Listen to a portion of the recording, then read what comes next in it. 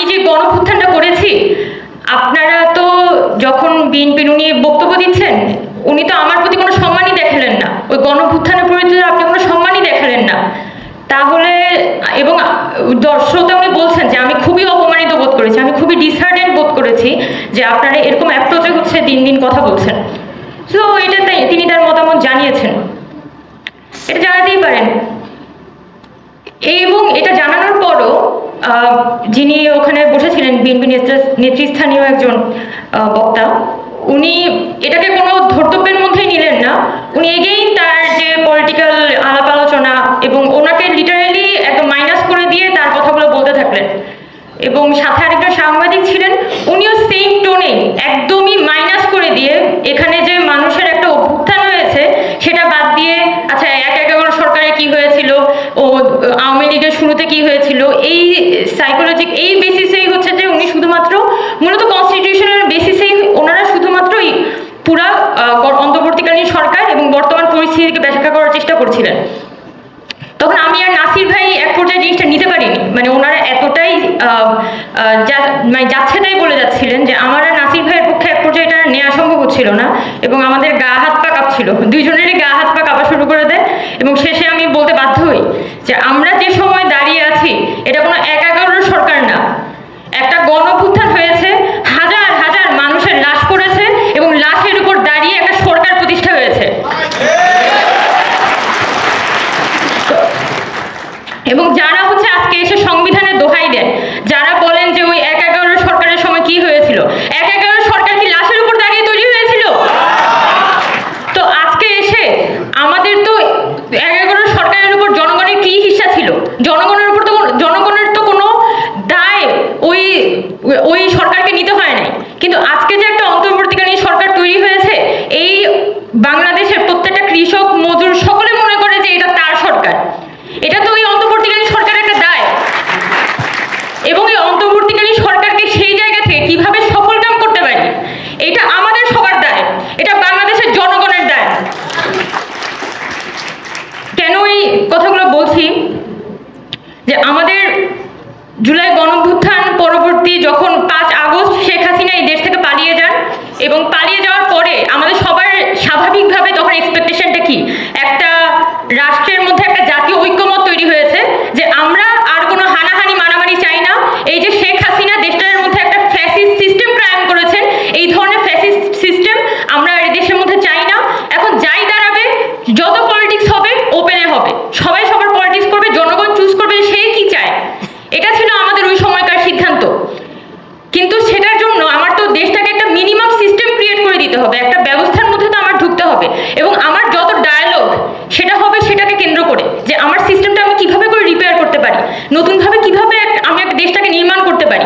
এবং শুরুতে বেশ কিছুদিন এই প্রক্রিয়ার মধ্যে আমরা ছিলামও, কিন্তু ১০-১৫ দিন যেতে না যেতে আমি কিছু দেখাই, কিছু বাস্তবতা দেখাই যে এখানে যে ইন্টারিম গভর্নমেন্ট তৈরি হয়, তারা এক ধরনের আমি এক ধরনের সমালোচনাই করতে চাই, এখানে যারা আহত নিহতর পরিবারগুলো আছে তাদের প্রতি কিন্তু যে ধরনের দায়বদ্ধতা এই গভর্নমেন্টের দেখানোর কথা সেটা তারা দেখায় নাই। এখন যখন এই পরিবারগুলোর উপর তারা দায়বদ্ধতা দেখায় নাই, সেই দায়টা এসে পড়েছে আসলে ছাত্র জনতার উপর, যারাই আন্দোলনে লিড দিয়েছে তাদের উপর। আমি তো ডাক্তার না, কিন্তু আমাকে দেখা যাচ্ছে তার সার্বিক নিরাপত্তার ব্যবস্থা, তার অমুক এলাকার মামলা, অমুক জমি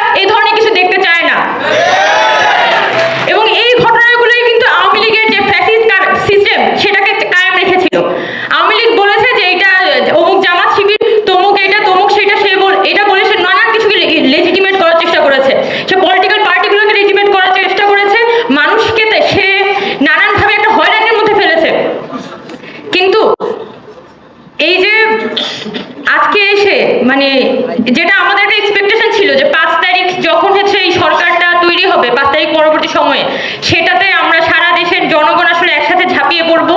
একসাথে ঝাঁপিয়ে পড়ে আমরা আসলে দেশটাকে একটা নতুন কিছু একটার দিকে নিয়ে যাব। আমরা জানি না হয়তো নতুন জিনিসটা কি, কিন্তু আমার মধ্যে একটা ফিলিং আছে, আমার মধ্যে একটা স্বপ্ন আছে যে এই দেশটা ওই আগের দেশটার মতো হবে না। শুধু আমরা এতটুকুই জানতাম। তো সেই যে আগের দেশটার মতো জানতাম,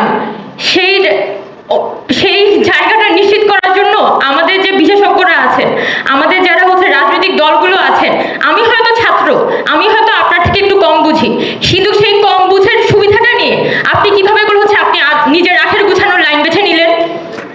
এই কোশ্চেনটা তো করতেই হয়। কারণ কেন এই দেশটা কি আপনার না? যখন আমি খুব করেই বলি যে বিএনপি যখন বলছে যে আমার অতজন মারা গিয়েছে, হ্যাঁ, এই যে গণঅভ্যুত্থান হয়েছে এটার হকদার সবাই। এই হকদার, এখানকার হকদার সকল রাজনৈতিক সংগঠন, আওয়ামী লীগ বাদে এখানে অনেক রাজনৈতিক সংগঠন, তারা কিন্তু জীবন দিয়েছে, মাঠে একদম জীবন দিয়ে লড়াই করেছে। এটার যে অংশীদার এটা সবাই, সাধারণ ছাত্র নাগরিক জীবনে এটার অংশীদার, রাজনৈতিক দলগুলো এটার অংশীদার, আমরা সবাই এটার অংশীদার। এটার কোনো আলাদা মাপকাঠিতে মাপার কিছু নেই। কিন্তু আপনি যখন এইটার উপর দাঁড়িয়ে বলতে চান যে হয়ে গেছে এখন নির্বাচন দিয়ে যাও, তখন কিভাবে করে মনে করেন যে জনগণ আপনাকে মেনে নিবে? এবং এই ঘটনাটাই আসলে গতকালকে হয়েছিল। যখন আমরা RTV প্রোগ্রামটাতে যাই, তখন একজন শ্রোতা উনি ফোন করে শুধু এই কথাটাই বলেছিলেন যে আমার অপমানিত ফিল হচ্ছে, এবং আমাদের যে বর্তমান রাষ্ট্র সে জনগণকে পুনরায় একটা অপমান বোধের দিকে ঠেলে দিচ্ছে। এবং এই অপমান বোধের যে খেসারত, সেটা আমাদেরকে আরো গভীরভাবে দিতে হবে, আরো বাজেভাবে দিতে হবে।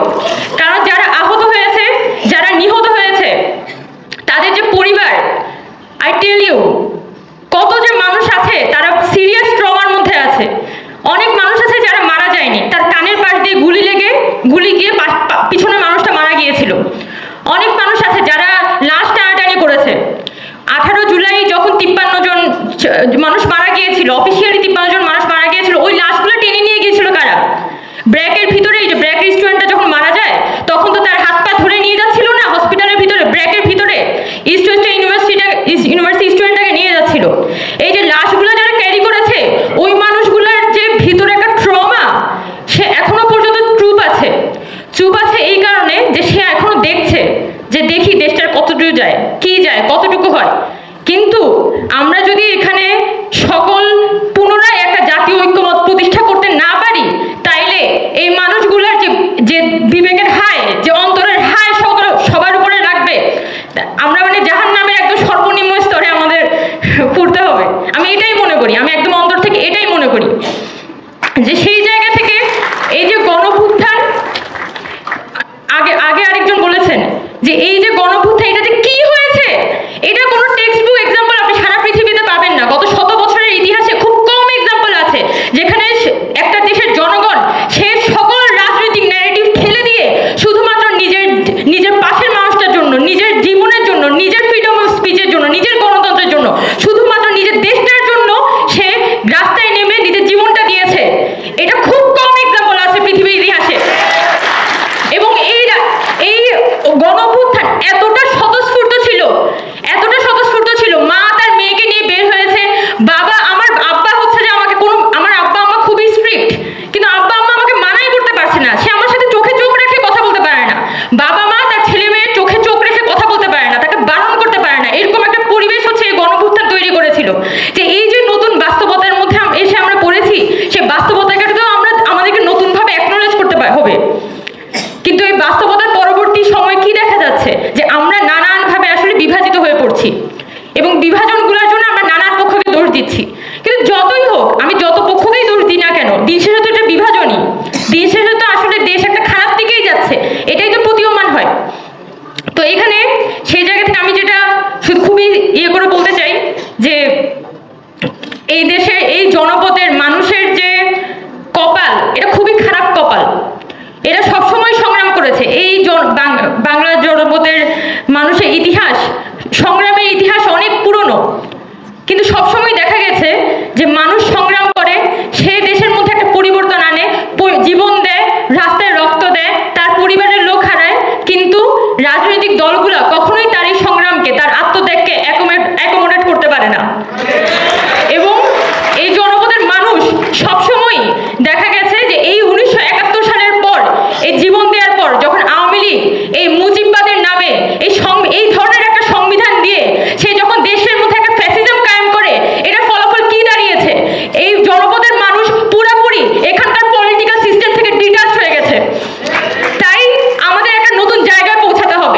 যদি মনে করে যে আচ্ছা হয়েছে, যা হওয়ার হয়েছে, আওয়ামী লীগ ফিল্ডে নাই, এখন আমি ফিল্ডে আসবো, তাহলে আপনি কিন্তু আজকে হোক কালকে হোক আপনি কিন্তু ইনভ্যালিড হয়ে যাবেন। আপনার এগেইনস্টে একটা গণঅভ্যুত্থান হবে, কারণ অনেক হয়েছে।